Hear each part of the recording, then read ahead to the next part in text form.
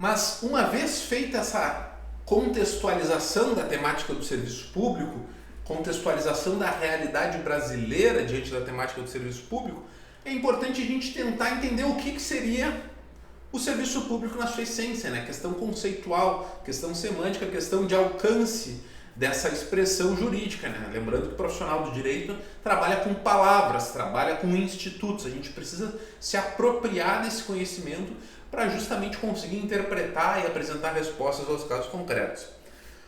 A gente não tem no ordenamento jurídico algo que de forma literal, de forma completa, apresente um conceito fechado, definitivo, amplo de serviço público é isso. A gente não tem isso. Aliás, eu diria para vocês que acho que em nenhum assunto a gente tem essa questão, né? O direito ele é construído, a atividade de interpretação demanda uma construção constante. Bom, mas dito isso, a gente pode extrair principalmente da nossa Constituição Federal, né? Nossa Magna Carta, que recentemente fez 35 anos, a gente tem tanto para comemorar, outro tanto para lamentar, mas da nossa Magna Carta a gente consegue extrair informações relevantes para nos auxiliar na formação desse conceito, da amplitude desse conceito, do alcance desse conceito. Quais seriam essas afirmações? Primeiro, parece um pouco óbvio, mas é importante se dizer, nem toda atividade estatal é serviço público. Algumas atividades tipicamente estatais são excluídas desse conceito. E aqui vamos pensar atividades legislativas e judiciárias. São atividades típicas de Estado, exercidas na constância da soberania estatal, mas não se confundem com a expressão serviço público em sentido estrito. Segunda ponderação que pode nos ajudar a chegar num conceito.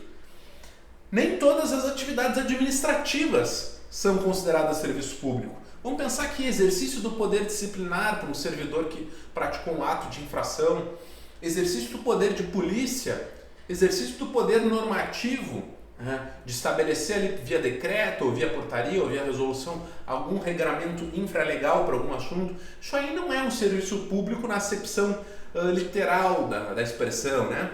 Então, essa é uma outra questão. Em terceiro lugar, a gente precisa ter em mente que a noção de serviço público está em constante mutação. O que era um serviço público completo, necessário há 30 anos atrás, talvez hoje ele já não seja. Vamos pensar aqui grandes assuntos, né, que a nossa história passou, principalmente perspectiva de privatização, telefonia. Antigamente, tinha essa questão do monopólio estatal para o exercício do serviço público de telefonia, hoje em dia já não mais. Ou outros tantos, né? Nem toda serviço público vai ser sempre mantido nessa construção, nessa conceituação, nessa definição, com o passar do tempo. É possível se haver mutação. Tá? Em quarto lugar, quando a gente estiver diante de um serviço público, a titularidade para o exercício desse serviço público vai pertencer sempre ao Estado.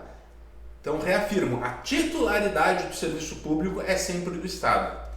Pode ser, contudo, que a execução seja transferida para a esfera particular, mediante concessão, mediante permissão, mediante aquelas formas de transferência jurídica que a administração pública dispõe, fazendo em favor da iniciativa particular. Tá? Mas a titularidade segue sendo do Estado. Tá? E em quinto lugar, uma vez definida uma determinada atividade como serviço público, essa vai ser retirada da esfera puramente privada e vai ser transferida para o Estado. É uma consequência, então, do que eu falei no quarto lugar. Assim, quando um particular desejar desempenhar esse tipo de serviço, de atividade, ele precisará necessariamente obedecer às regras e regulamentos atinentes àquela atividade específica. E vamos pensar aqui, né?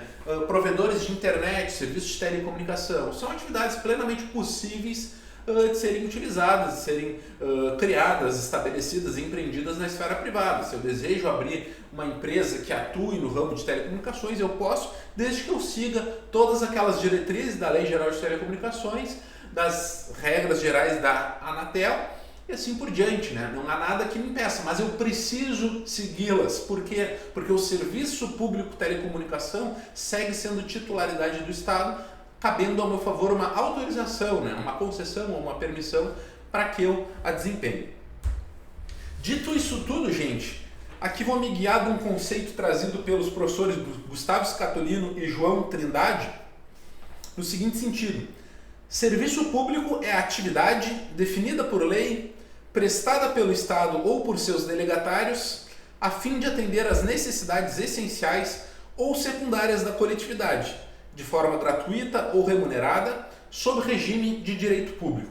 Aí está, então, um conceito doutrinário que eu acho que é uma boa forma da gente encerrar essa primeira parte da aula, tá bem, gente? A partir da Constituição, a gente traz elementos, traz informações, a partir da doutrina, a gente dá um polimento para essas informações e chega na definição, tá certo?